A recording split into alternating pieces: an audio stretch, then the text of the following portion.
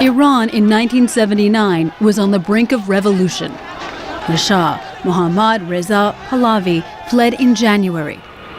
The following month, Ayatollah Ruhollah Khomenei returned from exile to become the country's supreme leader in the new Islamic Republic.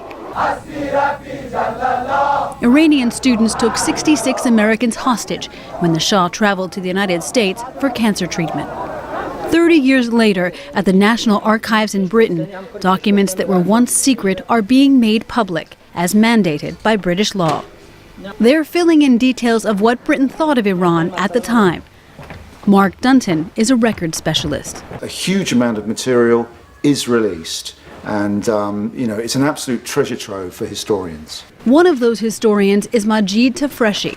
He's been studying the reams of paper containing information that was exchanged between British ambassadors and the Prime Minister during that period. It's important for both historians and journalists to look at these documents and talk and write about the Iranian history, recent history, and the last 3 decades and establishment of Islamist government in Iran.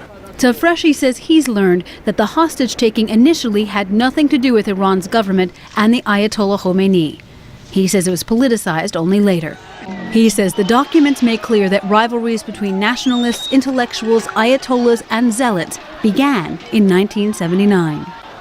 You can see this rivalry in the Iran today in Iran, and the Iranian current affairs is the result of those animosity, and the Iranian and intellectuals, religious intellectuals, and the religious mullahs are still fighting each other.